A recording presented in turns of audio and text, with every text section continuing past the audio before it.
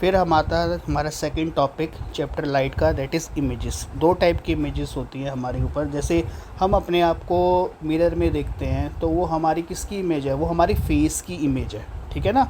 हम अपने आप को मिरर में जो देख पाते हैं, अपने चेहरे को देख पाते हैं, तो हम इसको डिफ़ाइन कर सकते हैं। इमेज को कैसे डिफ़ाइन कर सकते हैं, the picture of our face in the mirror is known as image of our face.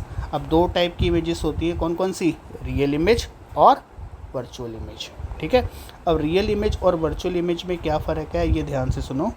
Real image वो होती है विच कैन, देखो पहले डेफिनेशन पढ़ो। Real image when a beam of light from an object actually meet at a point of reflection then the image of the object formed at that point is known as the real image. कहने का मतलब ये है कि जब भी beam of light जाएगी और after reflection at a point meet कर जाती है, कहने का मतलब ये, जैसे ये देखो, ये एक डायग्राम है, ये रे ऑफ लाइट गई और आफ्टर रिफ्लेक्शन की एट अ पॉइंट अगर मीट करती है तो इसको हम बोलते हैं रियल इमेज फॉर्म हो रही है। जैसे हम अपने चेहरे को देखते हैं मिरर में और एक ही पॉइंट के ऊपर फॉर्म होता है ना, अगर हिलेंगे तो हमारी इमेज फोकस नहीं होगी, तो हमारा जो चेहरा है मिरर में वो हमारी क्या है, रियल इमेज है।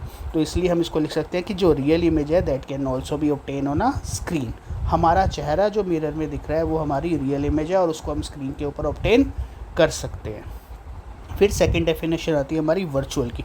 अब वर्चुअल में क्या लिख सकते हैं, जब beam of light after reflection eight एक ही पॉइंट पे नहीं मीट करेगी तो वो क्या है, वो वर्चुअल इमेज फॉर्म होगी, वो डिवर्ज हो जाएगी। जैसे फॉर एग्जांपल मैं आपको बताऊं कि हम कह सकते हैं कि फ़ैन के विंग्स जो हैं, फ़ैन के विंग्स को हम जब फ़ैन को ऑन कर देते हैं तो हम उसको फोकस नहीं कर पाते। जब तक फ़ैन ऑफ है तो उसके विंग्स को हम देख पाते हैं। जैसे ही फ़ैन ऑन होना शुरू हो गया वो इतना तेज़ वो घूमते हैं उसके विंग्स, तो उसकी इमेज को हम फोकस नहीं कर पाते। तो वो जो एग्जांपल है वो किसका एग्जांपल है, वर्चुअल इमेज का एग्जांपल है। ऐसे ही जब गिटार के जो विंग्स हैं, जब हम गिटार बजाते हैं तो उसके जो स्ट्रिंग्स हैं वो आपस में वाइब्रेट करते हैं, तो इतनी तेज़ वाइब्रेट कर रहे होते हैं कि हम उसके स्ट्रिंग को फोकस नहीं कर पाते। तो वो भी किसका एग्जांपल है, वर्चुअल का एग्जांपल है।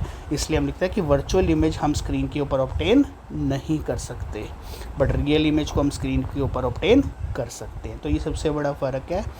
और ऐसे बोर्ड जो क्वेश्चन पूछता है वो डिस्टिंग्विश पूछ सकता है आपके पास कि what is the difference between the real image and virtual image. तो रियल इमेज और वर्चुअल इमेज में हम 4 डिफरेंस लिखे हैं। देखो क्या है, पहला डिफरेंस हमने, जब भी ray of light after reflection एक ही पॉइंट पे मीट करती है तो रियल इमेज बनती है। जैसे हमारी पिक्चर ऑफ आवर फेस, हम मिरर में देखते हैं तो एक ही पॉइंट पे फॉर्म हो रहा है, तो वो हमारी क्या है, वर्चुअल इमेज।